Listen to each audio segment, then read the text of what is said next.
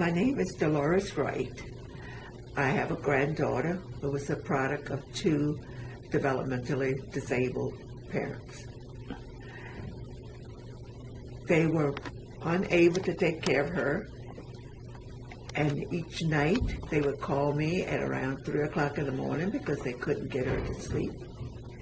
I'd get out of my bed, go, and the minute I got her, she would fall asleep in my arms.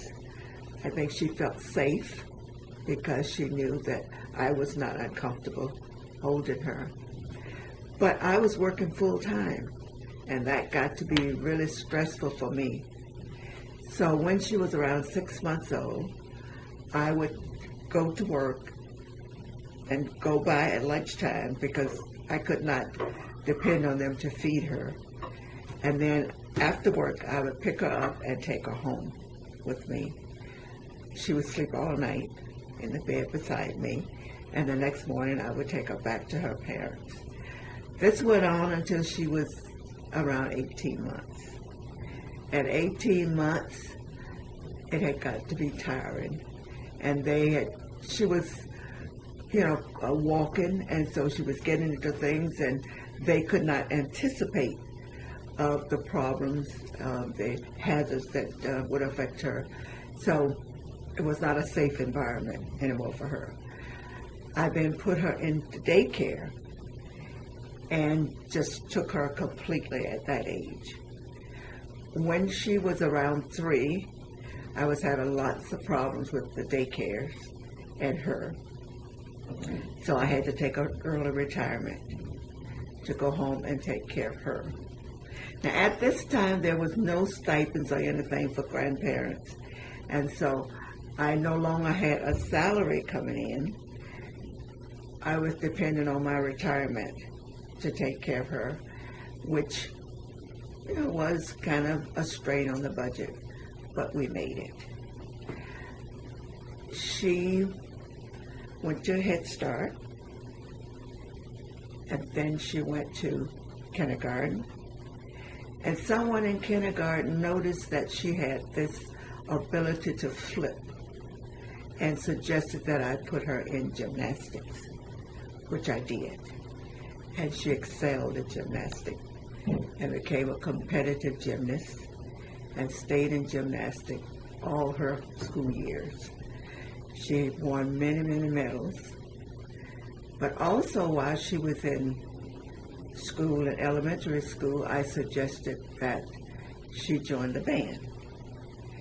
And she joined the band. She plays alto saxophone, and she did that throughout high school.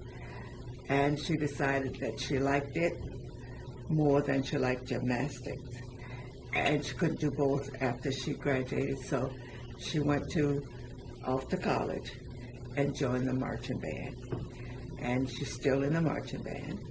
She likes that because she gets some time to travel with the team.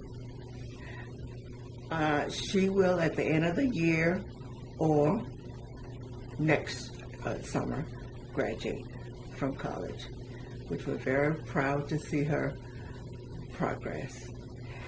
I feel that I gave her a chance at a normal life. I don't think she would have progressed as far as she did had I not been able to step up and take her from the environment that she would have been raised in. I wish that there had been more help for me, but there wasn't. I had to make it on my own.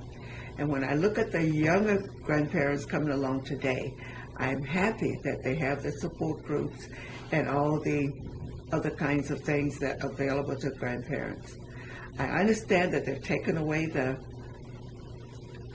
TANF, which a lot of the grandparents need. I know I needed some extra money because we hadn't planned on taking on a new person, and kids are much, much more expensive now than they were when we were raising our kids.